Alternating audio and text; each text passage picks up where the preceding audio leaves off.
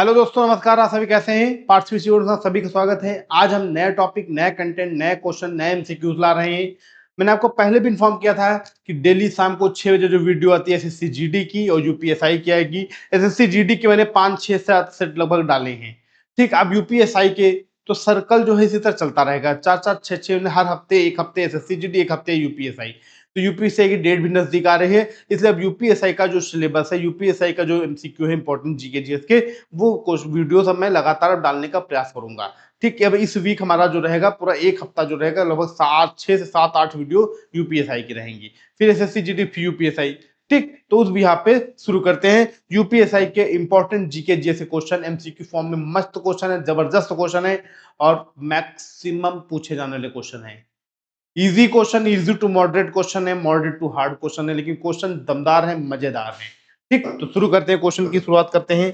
अच्छे क्वेश्चनों की शुरुआत, GK GS most important question MCQ जो कई बार पूछे थे, बार बार पूछे जाने वाले। ठीक, तो शुरू करते हैं।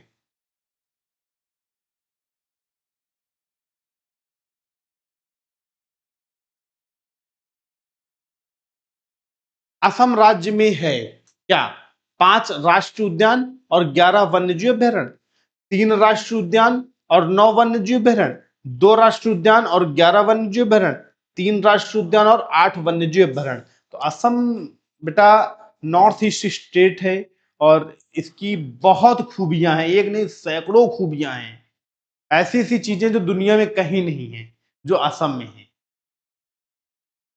असम में झीलें तो एक से एक इंपॉर्टेंट, लोकटक झील दुनिया का एकमात्र तैरता पार्क है, समझे। ब्रह्मपुत्र नदी नामकरण असम में ब्रह्मपुत्र कहा जाता है। तो असम में बच्चा 2 राष्ट्रीय उद्यान है और 11 वन्यजीव अभ्यारण्य है। Option number see the right answer. 2 national park हैं और 11 वाइल्ड लाइफ सेंचुरी हैं। ठीक, इसमें 2 आपके नेशनल पार्क हैं, इंग्लिश में भी मैं लिख दूं, नेशनल पार्क हैं, और 11 आपकी वाइल्ड लाइफ सेंचुरी हैं। Wild life sanctuary. ठीक, 11 और 2 नेशनल पार्क है। Option number see the right answer है। ठीक, नेक्स्ट क्वेश्चन। 84वें संविधान संशोधन अधिनियम 1971 की जनगणना के आधार पर लोकसभा में मौजूद सीटों की कुल संख्या को स्थिर कर दिया गया है। ये सीटें उस वर्ष के बाद होने वाली पहली जनगणना तक अपरिवर्तित रहेंगी। कब तक? 2015, 2010, 2026, 2021। तो भैया 1971 में जो जनगणना हुई थी उसके बाद सीटें अपरिवर्तित कर दी गई थी, अब चेंज नहीं होंगी। तो कब तक टाइम पीरियड था? तो 2026 तक था। ठीक, अब 2026 तक, उसके बाद अब परिवर्तित की जाएंगी लोकसभा और राज्यसभा की सीटें, चेंज की जाएंगी। 1971 के बाद से अब चेंज की जाएंगी। ठीक है, क्वेश्चन बहुत अच्छा है, मोस्ट इंपॉर्टेंट क्वेश्चन है ये क्वेश्चन। ये क्वेश्चन मोस्ट इंपॉर्टेंट है, पेपर में पूछे जाने के चांसेस मैक्सिमम हैं। ठीक, कि लोकसभा और राज्यसभा की सीटों में क्या परिवर्तन किस वर्ष किया जाएगा? तो 2026 में, मतलब इसी वर्ष। ठीक है, उसके कब ये घोषित की गई थी? तो 1971 में लोकसभा और राज्यसभा की सीटें फिक्स कर दी गई थी, ना बढ़ेंगी ना घटेंगी। अब 2026 से चेंज होंगी। ठीक, निम्नलिखित में किस देश की भारत के साथ सबसे छोटी अंतरराष्ट्रीय सीमा है? अफगानिस्तान, बांग्लादेश, भूटान, पाकिस्तान। तो दोस्तों सबसे छोटी सीमा अफगानिस्तान, बांग्लादेश, भूटान या पाकिस्तान। बहुत इजी क्वेश्चन है, हल्का क्वेश्चन है। तो सबसे छोटी सीमा अफगानिस्तान के साथ है 106 किलोमीटर की। कितनी है? 106। कहीं कहीं किताब में 102 किलोमीटर भी दिया रहता है। ठीक, तो भारत और अफगानिस्तान की सीमा सबसे छोटी है। ठीक है, सबसे छोटी अफगानिस्तान के साथ है। Next question. रेलवे यात्री डिब्बों का निर्माण कहाँ होता है? जो रेलवे यात्री के जो डिब्बे होते हैं जिसमें लोग जाते हैं, हर एक डिब्बे अलग अलग होते हैं, तो इनका निर्माण कहाँ होता है? चितरंजन, पेराम्बूर, वाराणसी या कोलकाता। तो दोस्तों इसके डिब्बे, रेलवे यात्री डिब्बे जो है पेराम्बूर में बनते हैं। ठीक, कहाँ पे? पेराम्बूर में रेलवे यात्री डिब्बों का निर्माण होता है। Option number B is the right answer. ठीक, आगे चलते हैं। यूपीएसआई को संबंधित लेके अच्छे क्वेश्चन, इंपॉर्टेंट क्वेश्चन। क्वेश्चन है, जैसे जैसे कुएं में नीचे जाते हैं तो आपका वजन कम होता है, थोड़ा बढ़ जाता है, इनमें से कुछ भी नहीं, बिल्कुल वैसा ही रहता है। तो बेटा कुएं के नीचे, मतलब जमीन के नीचे जा रहे हैं धीरे धीरे, तो आपके वेट में क्या कमी होगी, बढ़ोतरी होगी, या इनमें से कोई नहीं, या जैसे थे वैसे ही रहेगा? तो बेटा पृथ्वी के सेंटर में जाने से ये जान जाओ क्या होता है, वेट कम ही होता है, थोड़ा कम हो जाता है। Option number A is the right answer. ठीक। किस अधिनियम के तहत भारत में द्वैध शासन लागू किया गया? 1919, 1947, 1909 या 1935? नहीं, भारत सरकार अधिनियम 1919, भारतीय स्वतंत्रता अधिनियम 1947 या भारतीय परिषद अधिनियम 1909 या भारत सरकार अधिनियम 1935? तो दोस्तों इसका जो सही आंसर है वो आपका क्या है? तो उसका सही आंसर है ए, भारत सरकार अधिनियम 1919 से भारत में डुअल गवर्नमेंट की शुरुआत की गई। डुअल गवर्नमेंट की शुरुआत की गई। ठीक, 1909। नेक्स्ट, सरकार, राज्य सरकार के कानूनी सलाहकार को क्या कहा जाता है? जो लीगल एडवाइजर होता है स्टेट गवर्नमेंट का, उसे क्या कहा जाता है? महान्यायवादी? नहीं, ये तो सिर्फ सेंट्रल गवर्नमेंट का है। अधिवक्ता जनरल, राज्य लोक अभियोजक, प्रधान पब्लिक प्रोसिक्यूटर? तो भैया ये इसमें कुछ नहीं, इसमें option number B is the right answer, अधिवक्ता जनरल। इसे अधिवक्ता, राज्य सरकार का जो अपना वकील होता है उसे अधिवक्ता जनरल कहते हैं। ठीक, option number B is the right answer. ठीक, ये क्वेश्चन अच्छे क्वेश्चन है, मिक्सअप है, अच्छे क्वेश्चन जो मतलब कई बार पेपर में पूछे गए हैं। सत्याग्रह सभा की स्थापना गांधी जी ने कहाँ की? पुणे, कोलकाता, गुजरात या बंबई? तो सत्याग्रह का आयोजन सबसे पहले इन्होंने कहां पे किया गांधी जी ने? तो बंबई में किया। कहां पे किया?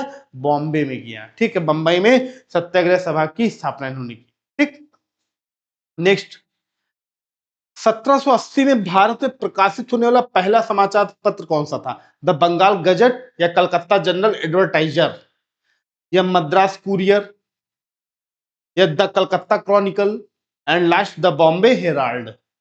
तो क्वेश्चन है भारत में प्रकाशित होने वाला पहला समाचार पत्र, तो द बंगाल गजट। ठीक, जिसे बोलते हैं कलकत्ता जनरल एडवर्टाइजर। तो पहला पेपर जो था, पहला न्यूज़पेपर जो था प्रकाशित हुआ था समाचार पत्र, द बंगाल गजट उसका नाम है। ठीक, ना मद्रास कुरियर, ना ये हुआ, ना ये हुआ, ना ये। Option number A is the right answer. ठीक, आगे चलते हैं। भारत के संविधान में आपातकाल प्रावधान को शामिल करने का विचार किससे लिया गया? कनाडा के संविधान से, संयुक्त राज्य अमेरिका के संविधान से, जर्मनी के वीमर संविधान से या आयरलैंड के संविधान से? ये एसएससी जीडी में भी क्वेश्चन आया था। तो जर्मनी के वीमर संविधान से लिया गया इमरजेंसी वाला सेक्शन। ठीक है, आपातकाल कहां से लेगा? जर्मनी के वीमर संविधान से। बिजली के बल्ब का फिलामेंट किससे बना होता है? जो बिजली का बल्ब आता था पहले 100 वाट का, ऐसे, ये ऐसे आता था एक बल्ब पहले। ठीक, ये किसमें जो फिलामेंट लगा होता था, ये ऐसे फिलामेंट एक लगा होता था, ये किस चीज का होता है? टंगस्टन, नाइक्रोम, सीसा या लोहा? तो बिजली का बल्ब जो 100 वाट का आता था, उसमें जो फिलामेंट सर्कल गोल होता था, उसमें जो फिलामेंट लगा होता था ऐसे, वो टंगस्टन का होता है। किसका होता है? टंगस्टन का होता है। ठीक, तो बल्ब में जो फिलामेंट लगा होता है टंगस्टन का। नेक्स्ट, भारत में निम्नलिखित में किस प्रकार का वन सबसे अधिक क्षेत्र में फैला हुआ है? उष्णकटिबंधीय नम पर्णपाती वन, उपोष्ण कटिबंधीय शुष्क सदाबहार वन, उष्ण कटिबंधीय आर्द्र सदाबहार वन या पर्वतीय आर्द्र शीतोष्ण वन? तो दोस्तों हमारे देश में जो सबसे ज्यादा वन पाए जाते हैं वो कौन से? पर्णपाती वन पाए जाते हैं। ठीक, पतझड़ वाले। ठीक, कौन से? पतझड़ वाले वन सबसे ज्यादा हमारे देश में पाए जाते हैं। ठीक है, सदाबहार वन केवल पश्चिमी घाट, पूर्वी घाट, ठीक, अंडमान निकोबार, तो इन सब जगहों पे जहां पे आर्द्र सदाबहार, तो पर्णपाती वन सबसे ज्यादा क्षेत्र उत्तर भारत में फैला हुआ है। ठीक, आगे चलें। अच्छे क्वेश्चन है कि नहीं है? मजेदार क्वेश्चन है कि नहीं? जबरदस्त, यूपीएसआई के लिए ये क्वेश्चन फंसेंगे 100%, बता रहे हैं। वीडियो पूरी देखो, पूरी सीरीज देखना। ठीक, चलो चलते हैं। और इंडियन ज्योग्राफी का मैंने परिचय के वीडियो मेरा आ गया, बहुत जबरदस्त वीडियो है, देख लीजिए। मैंने जितने जो चेंजेस हुए हैं या संशोधन हुए हैं, जैसे तटीय सीमा थी 7516, वो चेंज हो गई, वो भी मैंने ऐड कर दिया पॉइंट। तो आप लोग वीडियो जरूर देखना। ठीक, और वैदिक पीरियड की भी वीडियो आज आ गई होगी शाम को 5 बजे, ये वीडियो आ गई है वैदिक सभ्यता की, तो वीडियो जरूर देखिएगा और उसमें सारे फैक्ट आपको मिलेंगे अच्छे अच्छे। ठीक, तो शुरू करते हैं। भारतीय संघवाद को सहकारी संघवाद किसने कहा? Sir Ivor Jennings, G Austin, DD Basu, KC Wheare? तो भारतीय संघवाद को सहकारी संघवाद जी ऑस्टिन जी ने बोला था। किसने बोला था? जी ऑस्टिन जी ने बोला था। ठीक, संविधान की मसौदा समिति के समक्ष प्रस्तावना का प्रस्ताव किसने रखा? संविधान की मसौदा समिति के समक्ष प्रस्तावना का प्रस्ताव किसने रखा? Jawaharlal Nehru, बीएनआरयू, B are Ambedkar, Mahatma Gandhi. तो जवाहरलाल नेहरू ने रखा, जवाहरलाल नेहरू ने रखा। ठीक, किसने? जवाहरलाल नेहरू ने रखा प्रस्ताव। ठीक है, आगे चले। नेक्स्ट पॉइंट, नीचे दिए गए कथनों में कौन सा कथन सही नहीं है? क्यूमुलस कॉन्जेस्टस एनविलटॉप, आल्टो क्यूमुलस कैस्टेलमस छोटे महल जैसा दिखता है, क्यूमुलस साफ मौसम वाले क्यूमुलस, स्ट्रैक्ट फैक्ट्स स्कड।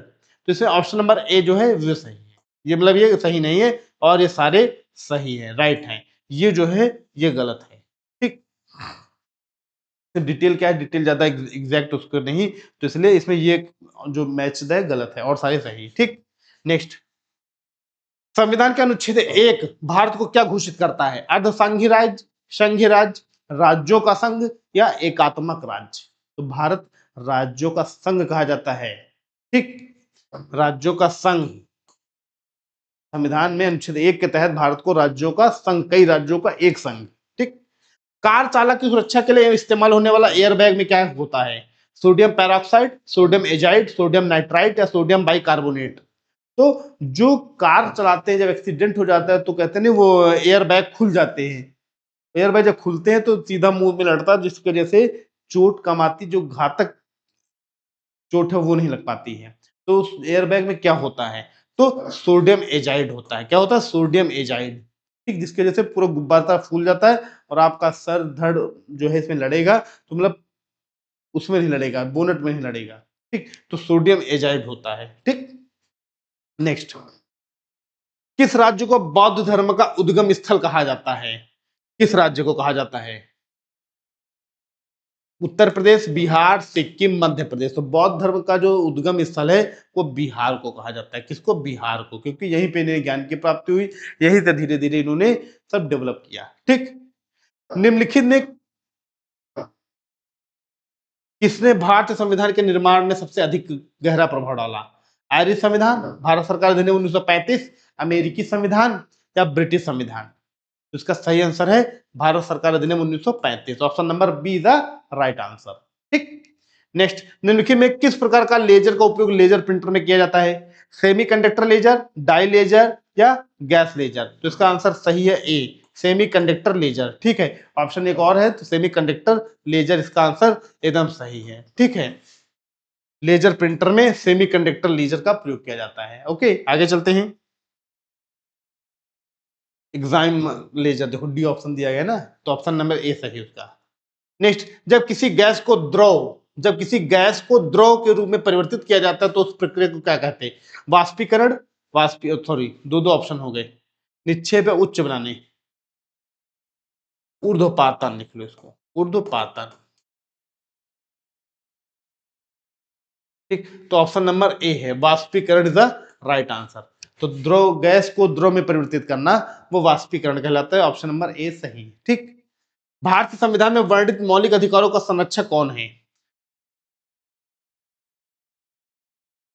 मौलिक अधिकारों का संरक्षक कौन है? संसद, सुप्रीम कोर्ट, संविधान या अध्यक्ष? तो भारत संविधान में मौलिक अधिकारों को संरक्षण करता है वो सुप्रीम कोर्ट करता है। कौन करता है? सुप्रीम कोर्ट करता है। सुप्रीम कोर्ट के पास ये पावर होती है। ठीक, आगे चलते हैं। निम्नलिखित में कौन सी ट्रांस हिमालय नदी है? ट्रांस हिमालय नदी है, सिंधु, गंगा, यमुना, रावी? तो सिंधु नदी जो ट्रांस हिमालय के अंतर्गत आती है। ये सारी नदियां हिमालय के, ट्रांस हिमालय के अंतर्गत नहीं आती। ठीक, ये हिमालय के अंतर्गत, ये सारी नदियां किसके अंतर्गत आती हैं? ये हिमालय के अंतर्गत आती हैं। ठीक, और ये सिंधु नदी जो है वो ट्रांस हिमालय के अंतर्गत आती है। ठीक, नेक्स्ट, हवा की दिशा क्या है? हमेशा निम्न दाब से उच्च दाब की ओर, सीधी दिशा में, जिस दिशा में हवा बह रही, हवा किस दिशा में बह रही? हमेशा उच्च दबाव से निम्न दबाव की ओर, सीधी दिशा में, यानी हाई प्रेशर से लो प्रेशर की ओर। तो इसका आंसर नंबर कौन सा सही है? तो इसका सही आंसर दोस्तों क्या होगा? बी, जिस दिशा में हवा बह रही है। हवा जिस दिशा में बह रही है, हवा की दिशा वही मानी जाएगी। देखो ज्यादा जब क्रिकेट खेला जाता है तो देखो जब बैटिंग करने जाओ तो मिट्टी को उठा के ऐसे करते हैं, हवा किधर चल रही, मिट्टी उधर उड़ेगी तो उधर शॉट मारेंगे, बॉल ज्यादा दूर तक जाएगी। ठीक, मिट्टी से पता चल जाता है पूर्वैया चल रही कि पछाऊ चल रहा है, ऐसा तब ना उत्तर प्रदेश में तो हो रहता है जो हवाएं चलती, पूर्वैया, पछाऊ, ये सब हवाएं बोली जाती है, ऐसी हवाएं चलती हैं। तो हवा की दिशा क्या है? तो जिस दिशा में हवा बह रही है वही हवा है। तो दोस्तों यूपीएसआई के लिए जो इंपॉर्टेंट और महत्वपूर्ण क्वेश्चन सीरीज लाए हुए पहली वीडियो है। अभी आपको और इससे अच्छे अच्छे क्वेश्चंस मिलेंगे और अच्छे अच्छे जबरदस्त क्वेश्चन मिलेंगे आपके एग्जाम ओरिएंटेड।